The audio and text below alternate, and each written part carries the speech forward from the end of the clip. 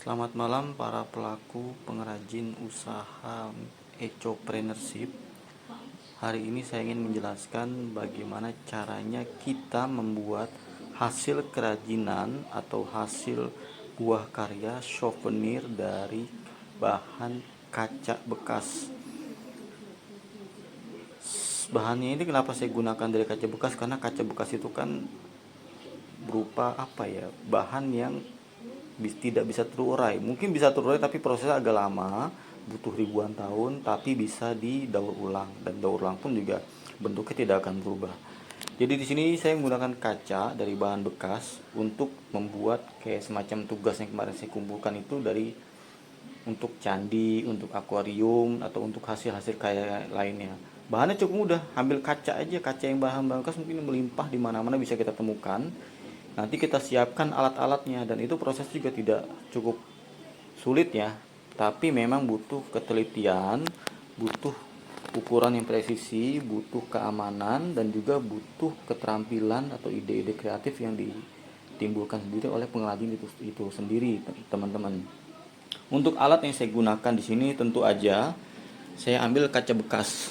Ini kaca bekas warna hitam, nanti diselang-seling ya, lalu ada yang putih ya, nanti yang putih seperti ini untuk bagian-bagian atasnya atau kanan kirinya, ini juga bisa diselang-seling, lalu ada juga bagian kaca putih, nanti saya bersihkan.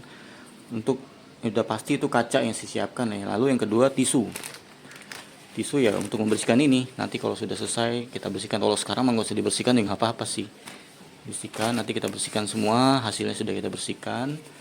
Lalu yang kedua tentu listrik, yang kita butuh itu colokan kabel.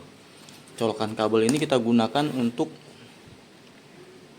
merekat. Jadi saya gunakan di sini glue gun.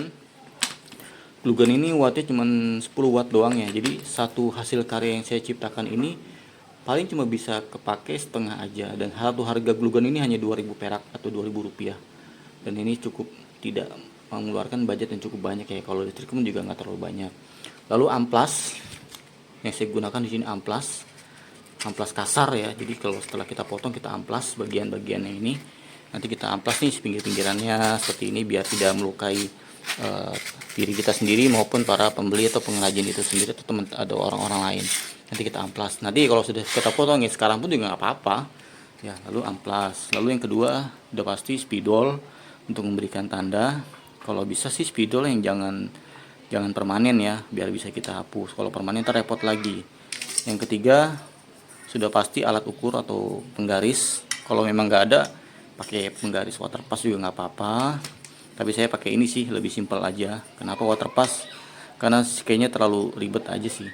Lalu yang kan 1, 2 glue gun, 3, 4. Lalu ini ada cutter. Kenapa ya? Jika memang ada sesuatu yang kita butuhkan, kita gunakan cutter. Yang terakhir, yang kelima ada solasi untuk menempelkan kalau memang lem itu belum menempel banget. Tapi ini sebagai bahan pelengkap aja ya kalau memang kira-kira emergency untuk merekatkan, takutnya bahasanya melengsok lah kalau kita bilang, keluar jalur. Yang terakhir yang cukup penting ini dia. Apa sih ini? Ini alat potong kaca. Jadi kalau orang sipil bilang ini intan ya. Nah ini cukup mudah kita beli di material-material atau toko-toko online. Cukup mudah kita beli. Ini bisa dibeli, dan ini alat untuk menggunakannya juga cukup mudah dan tidak menguras tenaga. Jadi simple aja, nanti kita ukur sesuai yang kita inginkan.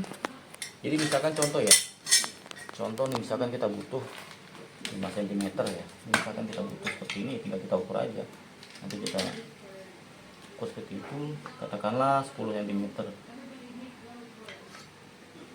Nanti kita ukur, tinggal kita potong. Kenapa saya pakai ini ya? Karena biar cukup mudah aja, nanti tinggal kita potong aja. Tinggal tekan, tak.